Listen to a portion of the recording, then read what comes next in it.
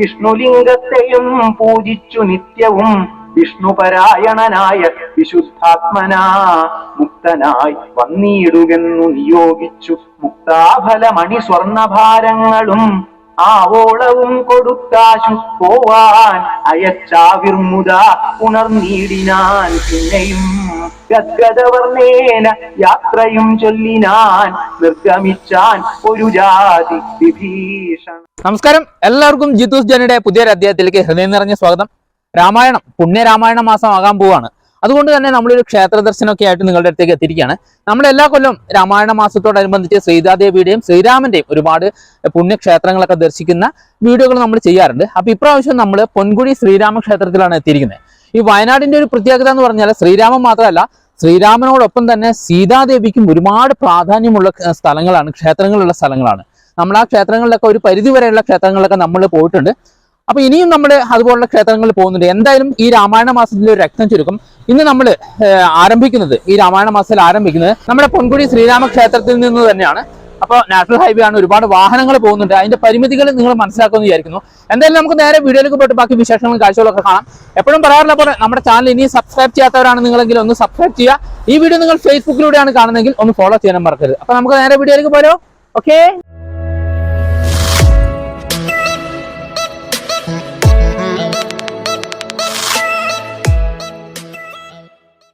Muthanga wild life സാഞ്ചുറിയിൽ നിന്ന് ഒരു 3 kilometre കൂടെ സഞ്ചരിച്ചു കഴിഞ്ഞാൽ നമ്മൾ ഈ പറഞ്ഞ പൊൻകുഴി ശ്രീരാമ ക്ഷേത്രത്തിലേക്ക് എത്തും എന്നുള്ളതാണ്.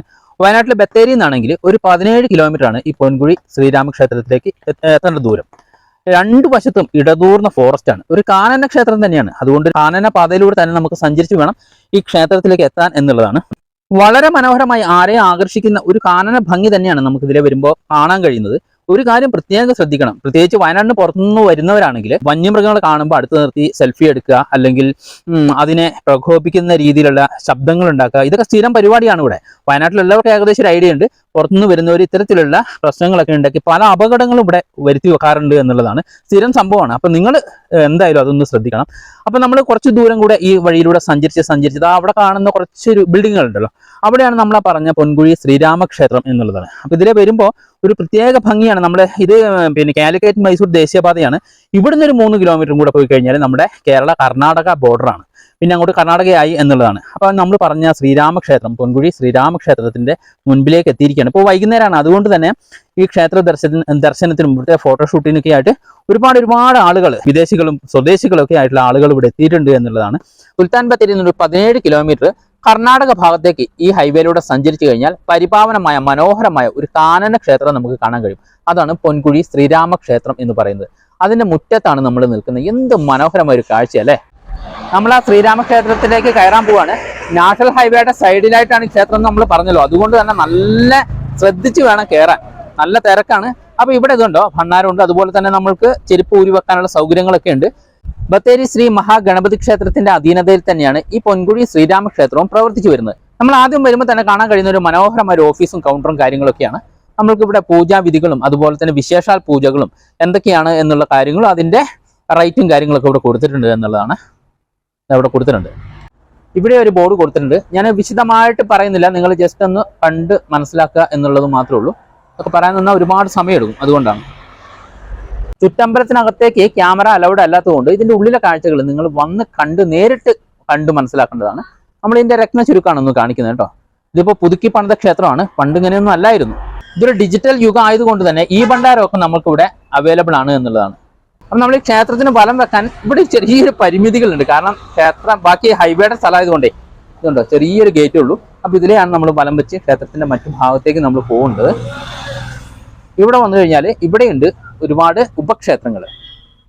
എന്ത് രസമല്ലേ ഇതിന്റെ നിർമ്മാണം എന്നുള്ളത്.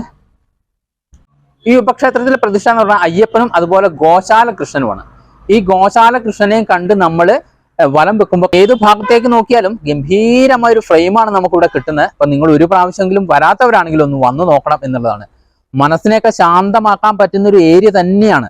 പുഴയും കാടും അതിന്റെ അടുത്തൊരു ക്ഷേത്രവും എല്ലാം കൂടെ നമുക്കൊരു പ്രത്യേക ഒരു മനോഹരമായ ഒരു കാഴ്ച നമുക്ക് സമ്മാനിക്കുന്നുണ്ട് ഇവിടെ. ഇതുണ്ട്, ഇവിടെ ഒരു മതിൽ പോലെ കിട്ടിയിട്ടുണ്ടല്ലോ. ഇതിന്റെ ഉൾഭാഗത്തായിട്ട് ഈ ഗ്രൗണ്ടിലാണ് പിതൃ തർപ്പണം, അതായത് കർക്കിടക മാസം അല്ലാതെ ആണ്ടുബലിക്കൊക്കെ തർപ്പണങ്ങളൊക്കെ നടത്തുന്നത് ഇവിടെയാണ്. പ്രത്യേകിച്ചും കർക്കിടക മാസത്തിലാണ് ഒരുപാട് ആളുകൾ വരുന്നുണ്ടല്ലോ. അപ്പോൾ അവർക്ക് പിതൃതർപ്പണങ്ങൾ ചെയ്യാനുള്ള ഏരിയ ഒരുക്കിയിരിക്കുന്നതാണ്. അത് കഴിഞ്ഞാൽ നമ്മൾ മുങ്ങുന്നത് ഈ പുഴയിലാണ്. ഇവിടെ ഇത് ഫെൻസിങ് ഇട്ടിട്ടുണ്ട്. വന്യജീവികളുടെ ഒരു പ്രശ്നമുണ്ട്, ആനയൊക്കെ അങ്ങോട്ട് കയറുന്നതാണ്. അതുകൊണ്ട് ഗംഭീരമായൊരു കാഴ്ച. 2 ദിവസമായിട്ട് നല്ല മഴയാണ്, അതുകൊണ്ട് തന്നെ നമ്മുടെ പുഴ നല്ല കുത്തി കലങ്ങി മറിഞ്ഞൊഴുകുകയാണ്. ഈ പുഴയുടെ തീരത്ത് ഇങ്ങനെ നിൽക്കുമ്പോഴേ എന്തെന്നറിയാത്തൊരു പ്രത്യേക സുഖമാണ്, ഒരു പ്രത്യേക വൈബ്. നല്ല വെള്ളം ഒഴുകുന്ന കളകള നാദങ്ങൾ, അതുപോലെ കാട്ട് ജീവികളുടെ എന്തൊക്കെയോ കിളികൾ, അവരുടെ പിന്നെ കരച്ചിലുകൾ, പിന്നെ അതുപോലെ തന്നെ നല്ല രസകരമായ ഒരു ആംബിയൻസ് ആണ്. ഫോറസ്റ്റിനോട് ചേർന്ന് നിൽക്കുന്നതുകൊണ്ട് ഒരു സൈലന്റ് ഏരിയ ആണ്. വൈകുന്നേരം ആയിക്കഴിഞ്ഞാൽ ശരിക്കും ഇവിടെ ആരും ഉണ്ടാവില്ല. ഇപ്പൊ തന്നെ പൂജാരിമാരൊക്കെ തിരിച്ചു പോയി തുടങ്ങി, പിന്നെ രാവിലെ വരികയാണ് ചെയ്യുക. അപ്പൊ ഒരു പ്രത്യേക ഒരു സൈലന്റ് എന്ന് പറഞ്ഞാണ്ടല്ലോ പറഞ്ഞ് മനസ്സിലാക്കാൻ കഴിയില്ല. ഈ വെള്ളത്തിന്റെ ഈ ശബ്ദം അല്ലാതെ വേറൊരു കോലാഹലങ്ങളും നമുക്ക് കേൾക്കാൻ കഴിയില്ല എന്നുള്ളതാണ്. ടൗണിൽ നിന്നൊക്കെ കുറച്ച് മാറി നിൽക്കുമ്പോൾ കിട്ടുന്ന ഒരു സുഖം ഉണ്ടല്ലോ, ആ ഒരു സുഖം ഒരു പ്രത്യേക അനുഭൂതി തന്നെയാണ്. അപ്പൊ നിങ്ങൾ ഇവിടെ വരുമ്പോൾ ശ്രദ്ധിക്കേണ്ട ഒരു കാര്യം, നമ്മൾ വെള്ളം കാണുമ്പോൾ നമുക്ക് സെൽഫി എടുക്കാനും അല്ലെങ്കിൽ ഇവിടുന്ന് വീഡിയോ എടുക്കാനൊക്കെ ആവേശമാണ്. ഇതാ ഈ സ്റ്റെപ്പ് കഴിഞ്ഞ് വെള്ളം എങ്ങനെയാണ് നിൽക്കുന്നത് അതിന്റെ താഴേക്ക് ഇറങ്ങരുത് എന്നുള്ളതാണ്. അടിയൊഴുക്ക് നമ്മൾ വിചാരിക്കുന്നതിനേക്കാളും കൂടുതൽ അടിയൊഴുക്കാണ്. വീണ് പോയി കഴിഞ്ഞാൽ പിന്നെ കിട്ടില്ല. ഇത് നേരെ കർണാടകയിലേക്കാണ് പോകുന്നത്. ബീച്ചനഹള്ളി ഡാമിലേക്കൊക്കെ ചെന്ന് ചേരുന്നതാണിത്. ഇതുണ്ടോ എന്ത് രസമല്ലേ. എത്ര വർണ്ണിച്ചാലും എത്ര പറഞ്ഞാലും മതി വരാത്തൊരു കാഴ്ചയാണ്.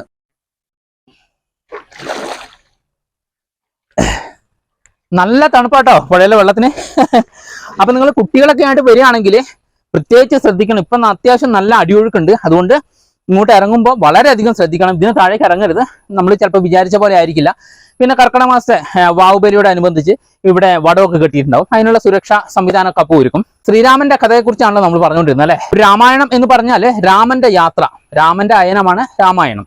ഒരു ഉത്തമനായ മകൻ എങ്ങനെയായിരിക്കണം, ഉത്തമനായ ഭർത്താവ് എങ്ങനെയായിരിക്കണം, ഉത്തമനായ ഒരു രാജാവ്, ഒരു ഭരണാധികാരി എങ്ങനെയായിരിക്കണം എന്നുള്ളത് ഒരു ജീവിതം കൊണ്ട് കാണിച്ചു തന്ന കഥാപാത്രമാണ് ശ്രീരാമചന്ദ്രൻ. അതിലേറ്റവും പ്രാധാന്യം എന്ന് പറയുന്നത് സ്വന്തം കുടുംബത്തെക്കാളും സ്വന്തം ഭാര്യയെക്കാളും ഏറ്റവും കൂടുതൽ പ്രാധാന്യം നൽകേണ്ടത്, ഒരു ഭരണാധികാരി പ്രാധാന്യം നൽകേണ്ടത് സ്വന്തം പ്രജകൾക്കാണ് എന്നുകൂടി ഈ ഒരു രാമായണ കഥയിൽ വളരെ വ്യക്തമായിട്ട് വിശദമാക്കുന്നുണ്ട്. അതൊക്കെ നമുക്കറിയാവുന്ന കാര്യമാണ്. നമുക്കറിയാം വനവാസ കാലഘട്ടത്തിൽ സീതാദേവിയെ രാവണൻ അപഹരിച്ചുകൊണ്ട് പോവുകയാണ്. പിന്നെ അതൊക്കെ കഴിഞ്ഞ് ശ്രീരാമൻ തിരിച്ച് രാവണ നിഗ്രഹം കഴിഞ്ഞ് തിരിച്ചു കൊണ്ടുവരുന്നുണ്ട്. തന്റെ പ്രജകളിൽ ഒരാൾ സീതാദേവിയെ കുറിച്ച് അപവാദം പറയുകയാണ്. ശ്രീരാമൻ അറിയാം സീതാദേവി തെറ്റൊന്നും ചെയ്തിട്ടില്ല എന്നുള്ളത്. തന്റെ ഭാര്യയെ അത്രമാത്രം അറിയുന്ന ആളാണ് ശ്രീരാമൻ. പക്ഷെ ഒരു രാജാവ് എന്ന നിലയിൽ പ്രജകൾ പറയുന്നതിന് ഒരു പ്രാധാന്യം കൽപ്പിക്കണം. തന്റെ ഭരണാധികാരി ഇങ്ങനെയാണല്ലോ എന്നുള്ള ഒരു രീതിയിൽ സംസാരിക്കുന്ന സമയത്ത് പ്രജകൾക്ക് വേണ്ടി നിറകണ്ണുകളോടുകൂടി സീതാദേവിയെ ഉപേക്ഷിക്കപ്പെടേണ്ടി വരികയാണ്. അങ്ങനെ ലക്ഷ്മണനോട് പറയാണ് സീതാദേവിയെ ഉപേക്ഷിക്കണം എന്ന് പറയാണ്. അങ്ങനെ ലക്ഷ്മണൻ സീതാദേവിയെ ഉപേക്ഷിച്ചത് ഈ പൊൻകുഴി എന്ന് പറയുന്ന ഈ സ്ഥലത്താണ് എന്നുള്ളതാണ് ഇതിഹാസങ്ങളെല്ലാം വാഴ്ത്തപ്പെടുന്നത്. അങ്ങനെ സീതാദേവി ഇവിടെ വന്നിരുന്നു എന്നും ഇവിടുന്ന് കരഞ്ഞു എന്നും സീതാദേവിയുടെ കണ്ണുനീര് വീണ് ഇവിടെ ഒരു കണ്ണുനീർ തടാകം ഉണ്ടായി എന്നുള്ളതൊക്കെയാണ് വിശ്വാസം. ആ കണ്ണുനീർ തടാകം നമുക്ക് ഇപ്പോഴും കാണാം. അതുപോലെ തന്നെ ഇവിടുന്ന് സീതാദേവി വാൽമീകി മഹർഷിയെ കണ്ടുമുട്ടുകയും അദ്ദേഹത്തിന്റെ കൂടെ വാൽമീകി ആശ്രമത്തിലേക്ക് പോവുകയും ചെയ്യണം. അത് പുൽപ്പള്ളിയാണ്. അതിനെക്കുറിച്ചൊക്കെ നമ്മൾ വിശദമായിട്ടൊരു വീഡിയോ ചെയ്തിട്ടുണ്ട്, ഞാൻ ഡിസ്ക്രിപ്ഷനിൽ ലിങ്ക് കൊടുക്കാം. അതാണ് ഈ പൊൻകുഴി ക്ഷേത്രത്തിന്റെ ഒരു ഐതിഹ്യം എന്നുള്ളത്. അതുകൊണ്ട് തന്നെ ഒരു ഭാഗത്ത് ശ്രീരാമനും സീതാദേവിയും ലക്ഷ്മണനും ഹനുമാനുമാണ് പ്രതിഷ്ഠ. മറുഭാഗത്ത് റോഡിന്റെ മറുഭാഗത്ത് ഹനുമാനും പിന്നെ സീതാദേവിയും, സീതാദേവിക്ക് കൂട്ടായിട്ട് എന്നും ആഞ്ജനേയൻ ഉണ്ടാവുമല്ലോ, അതുപോലെ ഇവിടെയും സീതാദേവിക്ക് കൂട്ടായിട്ട് ആഞ്ജനേയനും ഉണ്ട് എന്നുള്ളതാണ്. ഇതാണ് ഇവിടുത്തെ ഏകദേശം ഒരു രത്ന ചുരുക്കം. പിന്നെ അതുപോലെ തന്നെ നമ്മുടെ ചിതാഭസ്മങ്ങൾ ഒഴുക്കാൻ ഇവിടെയല്ല, അതിന് വേറെ വഴികളുണ്ട്. ആണ്ടുബലി നടത്താം, പിതൃകർമ്മങ്ങളെല്ലാം ചെയ്യാം. അതുപോലെ മനോഹരമായ ഒരു ക്ഷേത്ര ഭൂമി തന്നെയാണ്. അപ്പോൾ വയനാടിന് പുറത്തുള്ളവരൊക്കെ ആണെങ്കിൽ നിങ്ങൾ വന്നിട്ടില്ലെങ്കിൽ വന്ന് കാണണം എന്നുള്ളതാണ്. അത്രയും ഗംഭീരമായ ഒരു കാഴ്ചയാണ് നമുക്ക് ഇവിടെ സമ്മാനിക്കുന്നത്. ഇനി നമുക്ക് പോകേണ്ടത് നേരെ സീതാദേവിയുടെയും ഹനുമാന്റെയും കോവിലേക്കാണ്. റോഡിന്റെ മറുഭാഗത്താണ് സീതാദേവിയുടെ ക്ഷേത്രമുള്ളത്. സീതാദേവിക്ക് കൂട്ടായിട്ട് ഹനുമാൻ കുടികൊള്ളുന്നത് ഇവിടെയാണ്. നമുക്ക് ഈ ക്ഷേത്രത്തിൽ കയറാം. അതിനു മുമ്പ് ആദ്യം തന്നെ സീതാദേവി കരഞ്ഞ സീതാ കണ്ണുനീർ തടാകം കാണണ്ടേ. നമ്മൾ റോഡ് മുറിച്ച് കടന്ന് ഓപ്പോസിറ്റ് ഭാഗത്തേക്ക് എത്തുമ്പോൾ ഇവിടെയാണ് നമ്മൾ പറഞ്ഞ കണ്ണുനീർ തടാകം കാണാൻ കഴിയുന്നത്. ഇതാണ് ആ കണ്ണുനീർ തടാകം. ഇവിടെ ഇരുന്നിട്ടാണ് സീതാദേവി കരഞ്ഞതെന്നും സീതാദേവിയുടെ കണ്ണുനീര് വീണിട്ടാണ് ഈ തടാകം ഉണ്ടായതും എന്നുള്ളതൊക്കെയാണ് വിശ്വാസങ്ങൾ പറയുന്നത്. കണ്ടോ, ഇത് നല്ല മനോഹരമായൊരു തടാകമാണ്. ഇപ്പൊ ഈ മഴക്കാലമായതുകൊണ്ട് ഇതിനകത്ത് പായലെല്ലാം പഴുത്തിട്ടാണ് ഈ ഒരു രീതിയിലായിട്ട് മഞ്ഞ കളറിലായിട്ട് കാണുന്നത്. അല്ലെങ്കിൽ നമുക്ക് നല്ല രസം, നല്ല പച്ചപ്പായിട്ട് കാണാം. നമ്മൾ ഇതിന് മുമ്പുള്ള വീഡിയോ ഒക്കെ നല്ല അടിപൊളിയായിട്ട് ചെയ്തിട്ടുണ്ട്. ഈ സീതാ തടാകത്തിന്റെ ഓപ്പോസിറ്റ് ആയിട്ട് നമ്മൾക്ക് ഈ പുഴയുടെ ഒരു ഭാഗം കാണാം. പക്ഷെ നിങ്ങൾ ഇങ്ങോട്ട് വരുമ്പോൾ ശ്രദ്ധിക്കേണ്ട ഒരു കാര്യം എന്ന് വെച്ചാൽ ഇവിടെ ഒന്നും അങ്ങനെ വലിയ സുരക്ഷാ സംവിധാനങ്ങൾ ഒരുക്കിയിട്ടില്ല. ഒരു ചെറിയൊരു ലൈൻ മാത്രമേ ഉള്ളൂ. അതുകൊണ്ട് തന്നെ ഈ പുഴയിലേക്ക് ഇറങ്ങുമ്പോൾ വളരെയധികം ശ്രദ്ധിക്കണം. ഇറങ്ങരുത് എന്നുള്ളതാണ്, ഇറങ്ങുമ്പോഴെന്നുള്ളതല്ല, ഇറങ്ങരുത്. ഇറങ്ങിക്കഴിഞ്ഞാൽ അറിയാലോ, വലിയ അപകടങ്ങളൊക്കെ വരുത്തി വെച്ച് കഴിഞ്ഞാൽ പിന്നെ ഒരു രക്ഷയില്ല. നിങ്ങൾ ഇങ്ങനത്തെ കാര്യങ്ങൾ എന്തായാലും ഒന്നും കൂടി കെയർ ചെയ്യണം എന്നുള്ളതാണ്. അതുകൊണ്ട് എന്ത് മനോഹരമായ ഒരു കാഴ്ചയാന്ന് നോക്കുക. നമ്മൾ നേരത്തെ നിന്ന സ്ഥലം അവിടെയാണ്. അവിടെ നിന്നിട്ടാണ് നമ്മൾ ആ പടവിൻ്റെ അവിടെ നിന്നിട്ടാണ് നമ്മൾ നേരത്തെ വീഡിയോ ഒക്കെ ചെയ്തത്. ഇതൊരു ശ്രീരാമക്ഷേത്രം ആയതുകൊണ്ട് തന്നെ ശ്രീരാമന്റെ പടയാളികൾ ഒരുപാട് പേരുണ്ട് ഇവിടെ. ഇതുണ്ടോ, ഫാമിലി ആയിട്ട് തന്നെ കുട്ടികളും അമ്മമാരും ഒക്കെ ആയിട്ടുള്ള ഒരുപാട് ഫാമിലീസിനെ നമുക്ക് ഇവിടെ കാണാൻ കഴിയുന്നുള്ളതാണ്. അതുകൊണ്ട് ഇവിടെ മനോഹരമായ ഒരു കാഴ്ച കേട്ടോ. എന്ത് രസം നോക്കി. ഈ അമ്പലം നല്ല ക്യൂട്ടായിട്ടുള്ള അമ്പലം. വയനാട്ടിൽ വരുന്ന ഒരുവിധ ആളുകളൊക്കെ അല്ലെങ്കിൽ പൊൻകുടിയിൽ വരുന്ന ആളുകളുടെ ഒക്കെ DP ആയിരിക്കും ഇത്. അത്രയും മനോഹരമായിട്ടുള്ള ഒരു ഫ്രെയിമാണ് നമുക്ക് കിട്ടുന്നത്. നല്ല പച്ച പുല്ലാണ്. അതിന്റെ അരികിലായിട്ടാണ് ഒരു ക്ഷേത്രം. കർക്കിടക മാസമാണല്ലോ, അതിന്റെ ഒരു മഴ നിങ്ങൾ മനസ്സിലാക്കുമല്ലോ. മഴയൊക്കെ ഇല്ലെങ്കിൽ പിന്നെ എന്ത് കർക്കിടക മാസം. ലൈറ്റിന്റെ ഒരു ചെറിയ പ്രശ്നമുണ്ട്, അതുകൊണ്ടാണ് ഷെയ്ഡ് വരുന്നത്. ഇതുണ്ടോ, മഴയത്ത് നമ്മൾ എടുക്കണമല്ലോ, മഴയുടെ ഭംഗിയും കാണണ്ടേ. എന്ത് രസമാണ് നോക്കല്ലേ. ഒരു ക്യൂട്ടായിട്ടുള്ള ക്ഷേത്രം. മൂഡ് ഓഫ് ഒക്കെ ആയിരിക്കുന്ന സമയത്തല്ലേ വന്നു കഴിഞ്ഞാണ്ടല്ലോ, ഇവിടെ വന്നു കഴിഞ്ഞാൽ ഒരു പ്രത്യേക അനുഭൂതിയാണ്. പ്രകൃതി സൗന്ദര്യം ഇങ്ങനെ വാർത്തൊഴുകി നിൽക്കുന്ന ഒരു ഏരിയ എന്നൊക്കെ നമുക്ക് പറയേണ്ടി വരും.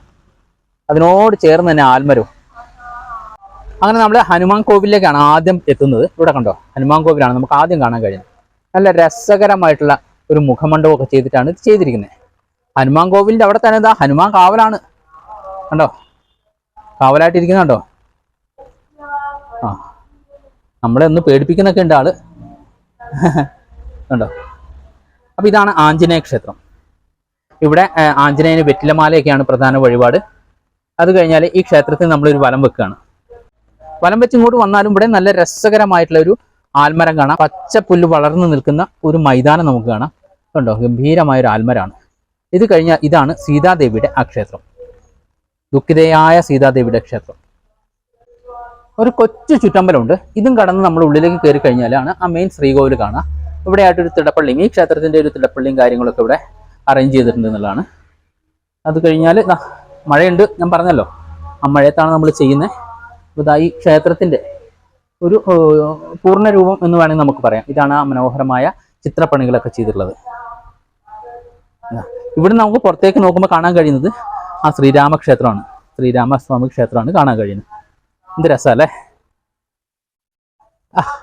എന്താ ഫ്രെയിം നോക്കി, എങ്ങോട്ട് നോക്കിയാലും ഒരു ക്ഷേത്ര ഭൂമി തന്നെ, ഒരു അയോധ്യ തന്നെ അല്ലേ. അത് കഴിഞ്ഞത് ഇങ്ങനെ നാഷണൽ ഹൈവേയുടെ ഇരുഭാഗത്താണ് ഈ ക്ഷേത്രം എന്ന് നമ്മൾ പറഞ്ഞല്ലോ. വീണ്ടും നമ്മൾ കറങ്ങി തിരിഞ്ഞു വന്നു കഴിഞ്ഞാൽ ഹനുമാൻ കോവിൽ കാണാം. പിന്നെതാ നമ്മുടെ സീതാദേവിയുടെ ക്ഷേത്രം കാണാം. ഇതാണ് ഇവിടുത്തെ ഒരു രത്ന ചുരുക്കം. പിന്നെ നോക്കിക്കഴിഞ്ഞാൽ ആൽമരമാണ് കാണാൻ കഴിയുന്നത്. ഇതാ അടിപൊളി അല്ലേ. നിങ്ങൾ ഒരു പ്രാവശ്യമെങ്കിലും വരണം കേട്ടോ. വന്ന് കാണേണ്ട കാഴ്ചയാണ്. ക്യാമറയിൽ കാണുന്നതിനേക്കാൾ എത്രയോ മനോഹരമാണ് ഇവിടെ വന്നു കഴിഞ്ഞാൽ. ഇത്രയും രസകരമായൊരു ആംബിയൻസ് ആണ്. അപ്പോൾ നമ്മൾ ക്ഷേത്രത്തിൽ നിന്ന് ഇറങ്ങുകയാണ്. തൊഴിൽ കഴിഞ്ഞ് ഇറങ്ങുകയാണ്. പുറത്തേക്ക് നോക്കിയാലും അതേപോലെ ഗംഭീരമായൊരു കാഴ്ച, ഫോറസ്റ്റിന്റെ ഒരു കാഴ്ച കാണാം. ഈ കാണുന്ന ബിൽഡിംഗ് എന്താണെന്ന് വെച്ച് കഴിഞ്ഞാൽ നമ്മുടെ അയ്യപ്പന്മാർക്ക് ശബരിമല സീസണിൽ അയ്യപ്പന്മാർക്ക് വിരിവെക്കാനുള്ള ഇടത്താവളമാണ്. നമ്മൾ പറഞ്ഞല്ലോ ഈ സ്ഥലത്തിന്റെ പേര് പൊൻകുഴിയാണെന്നുള്ളത്. അതിനും ഒരു ഐതിഹ്യമുണ്ട്. വയനാട്ടിലേക്ക് കുടിയേറ്റം ആരംഭിക്കുന്ന കാലഘട്ടത്തിൽ ഒരുപാട് ഗോത്ര വിഭാഗങ്ങൾ ഇങ്ങോട്ട് കുടിയേറ്റം ആരംഭിച്ചു. അതിൻ്റെയൊക്കെ വീഡിയോ നമ്മൾ ചെയ്തിട്ടുണ്ട്. ആ സമയത്താണ് വയനാടൻ ചെട്ടിമാര് എന്ന് പറയുന്ന ഒരു വിഭാഗം ഇങ്ങോട്ട് കുടിയേറ്റം ആരംഭിക്കുന്നത്. ഇവരുടെ ശരിക്കും സ്ഥലം കുങ്ക്, ധാരാപുരം എന്നൊക്കെയുള്ള സ്ഥലത്താണ്. അതായത് ഇന്നത്തെ നമ്മുടെ കോയമ്പത്തൂർ നിൽക്കുന്ന ആ പ്രദേശത്തൊക്കെയാണ് ഇവരുടെ ആസ്ഥാനം എന്നുള്ളതാണ്. അവിടുന്ന് അവർ പല സ്ഥലങ്ങളിലേക്ക് കുടിയേറ്റം ആരംഭിച്ചിരുന്നു. അങ്ങനെ വയനാട്ടിലേക്ക് വരുന്ന സമയത്ത് ഇവരുടെ കയ്യിൽ ഒരുപാട് വിത്തുകൾ ഉണ്ടായിരുന്നു. അങ്ങനെ അവർ ഈ പ്രദേശത്ത് വന്നു കഴിഞ്ഞപ്പോൾ ഇവിടെ കൃഷിക്ക് അനുയോജ്യമായ സ്ഥലമാണോ എന്ന് പരീക്ഷിക്കാൻ വേണ്ടി ഇവരൊരു തരം വിത്ത് ഇവിടെ മുളപ്പിച്ചു. ആ വിത്ത് പുൽപ്പായൊക്കെ ഉണ്ടല്ലോ, ആ പുൽപ്പായ നെയ്യാൻ ഉപയോഗിക്കുന്ന ആ പുല്ല് അതിന്റെ വിത്താണ്.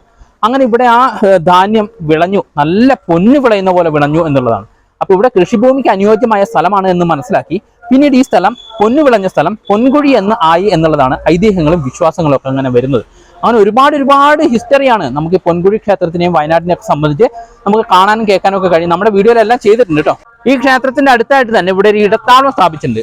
ശബരിമല യാത്രയ്ക്ക് വരുന്ന തീർത്ഥാടകർക്ക്, അയ്യപ്പന്മാർക്ക് വിരിവെക്കാനുള്ള സൗകര്യമാണ്. അവർക്ക് കുളിക്കാനുള്ള സൗകര്യം, ഭക്ഷണം പാകം ചെയ്യാനുള്ള സൗകര്യങ്ങളൊക്കെയാണ് ഈ പൊൻകുഴി ശ്രീരാമക്ഷേത്രത്തിന്റെ ഭാഗമായിട്ട് ഇവിടുത്തെ ട്രസ്റ്റ് രൂപീകരിച്ചിരിക്കുന്നത്. ഈ ക്ഷേത്രത്തിന്റെ പരിസരത്തായിട്ട് തന്നെ നമ്മൾക്കൊരു വാൽമീകി ആശ്രമം കാണാം. ഇവിടെ വരുന്ന പലരും ഈ ആശ്രമം സന്ദർശിക്കാറില്ല എന്നുള്ളതാണ് സത്യം. പക്ഷേ മനോഹരമായ ഒരു കാഴ്ചയാണ്. ഇതിന്റെ ഉള്ളിൽ ഒരുപാട് ശ്രീരാമ ചരിതങ്ങളൊക്കെ ശില്പരൂപത്തിൽ ഇവിടെ ചെയ്തിട്ടുണ്ട്. ഇവിടെ വർക്ക് നടക്കുന്നുണ്ട് കേട്ടോ. അതിന്റെയാണ് ഈ കാണുന്ന കുറച്ച് കോലാഹലങ്ങളൊക്കെ. ആദ്യം തന്നെ ശ്രീരാമനെയും സീതാദേവിയും ഹനുമാനെയും ലക്ഷ്മണനെയാണ് കാണാൻ കഴിയുന്നത്. അത് കഴിഞ്ഞാൽ ഇതാ ഇവിടെ മുനിമാരുടെ, വാൽമീകി മഹർഷിയുടെ ഒരു പ്രതിഷ്ഠ നമുക്ക് കാണാൻ കഴിയുമെന്നുള്ളതാണ്. ത്രയ്യംബകം വില്ല് കുലച്ച് സീതാദേവിയെ സ്വന്തമാക്കുന്നത്, അതുപോലെ പരശുരാമനുമായിട്ട് ഏറ്റുമുട്ടുന്നത്. അത് കഴിഞ്ഞാൽ ഇവിടെ രാവണൻ ജടായുവിന്റെ ചിറക് അരിഞ്ഞ് താഴെ ഇടുന്നൊരു ചിത്രം കാണാം. നമുക്ക് കരഞ്ഞുകൊണ്ട് നിൽക്കുന്ന സീതാദേവിയെ കാണാം. അതുപോലെ ശ്രീരാമനും ലക്ഷ്മണനും സീതാദേവിയും ആഞ്ജനേയനും സമേതമുള്ള ഒരു പിക്ചർ നമുക്കിവിടെ കാണാം. ഉണ്ടോ? പാദസേവ ചെയ്യുന്ന ആഞ്ജനേയനെ കാണാം. സീതാദേവിയുടെയും ശ്രീരാമന്റെയും കഥകളൊക്കെ നിങ്ങൾക്ക് ഇഷ്ടമായില്ലേ? നമ്മൾ ഇതിനു മുമ്പും ഇതുപോലുള്ള വീഡിയോകൾ ചെയ്തിട്ടുണ്ട്. ഞാൻ ഡിസ്ക്രിപ്ഷനിൽ ലിങ്ക് കൊടുക്കുന്നുണ്ട്. ഇതിന്റെ പൂർണ്ണമായ വീഡിയോ നിങ്ങളൊന്ന് കണ്ടു നോക്കണം കേട്ടോ. നിങ്ങൾ വയനാടിന് പുറത്തുള്ളവരാണെങ്കിൽ തീർച്ചയായും ഈ ക്ഷേത്രങ്ങളിലൊന്ന് എത്തണം. വയനാടിന് പുറത്തുനിന്ന് പറയാൻ കാരണം വെച്ചാൽ വയനാട്ടിലുള്ള ഒരുവിധ ആളുകളൊക്കെ ഈ ക്ഷേത്രങ്ങളിൽ എത്തിയിട്ടുണ്ടോ. അപ്പൊ നിങ്ങൾ കോഴിക്കോട് നിന്നൊക്കെ വരുന്നവരൊക്കെ ആണെങ്കിൽ സിമ്പിൾ ആണ്. കാരണം വെച്ചാൽ വയനാട്ടിലേക്ക് ബത്തേരിക്ക് ഇഷ്ടംപോലെ വണ്ടിയുണ്ട്. ബത്തേരിയിൽ വന്നു കഴിഞ്ഞാൽ തന്നെ നിങ്ങൾക്ക് പൊൻകുഴിക്ക് ഇഷ്ടംപോലെ ചെറിയ ചെറിയ ലൈൻ ബസ്സുകളുണ്ട്, ലോക്കൽ വണ്ടി. ഇല്ല മൈസൂർ ബാംഗ്ലൂർ ബസ്സിന് പോവുകയാണെങ്കിൽ നിങ്ങൾക്ക് ഇവിടെ ഇറങ്ങാൻ കഴിയും എന്നുള്ളതാണ്. മനോഹരമായ ഒരു അറ്റ്മോസ്ഫിയർ ആണ്. ഫോറസ്റ്റിനാൽ ചുറ്റപ്പെട്ട് നിൽക്കുന്ന ഒരു ക്ഷേത്രവും അതിന്റെ തൊട്ടടുത്തായിട്ട് ഒരു പുഴയും മനോഹര കാഴ്ചയാണ്. ഈ കഴിയുമെങ്കിൽ കർക്കിടകം കഴിയുന്നതിന് മുമ്പ് തന്നെ നിങ്ങൾ വരണം എന്നുള്ളതാണ്. രാമായണ മാസം ആയതുകൊണ്ട് തന്നെ വിശേഷ പൂജകളും കാര്യങ്ങളും ഒക്കെ നടക്കുന്നുണ്ട് എന്നുള്ളതാണ്. അതുപോലെ ശ്രീരാമനും സീതാദേവിയും ലക്ഷ്മണനും ഹനുമാനും എല്ലാവരും കൂടി ചേർന്ന് നിൽക്കുന്ന ഒരു ക്ഷേത്ര ഭൂമിയാണ്. നിങ്ങൾ ഒരു പ്രാവശ്യമെങ്കിലും വന്ന് നോക്കണം എന്നുള്ളതാണ്. അപ്പൊ എന്തായാലും നമ്മൾ ഇന്നത്തെ വീഡിയോയോട് അവസാനിപ്പിക്കുകയാണ്. ഈ വീഡിയോ എല്ലാവർക്കും ഇഷ്ടമായി എന്ന് വിശ്വസിക്കുകയാണ്. ഇഷ്ടമായ ലൈക്ക് ചെയ്യണം, ഷെയർ ചെയ്യണം. അതുപോലെ തന്നെ നിങ്ങളുടെ വിലയേറിയ അഭിപ്രായങ്ങളും താഴെ രേഖപ്പെടുത്തണമെന്ന് പറഞ്ഞുകൊണ്ട് ഇനിയും പുതുമയുള്ള പുതിയ വീഡിയോകളുമായി ഞാൻ എത്തുന്നവരെല്ലാവർക്കും ഗുഡ് ബൈ.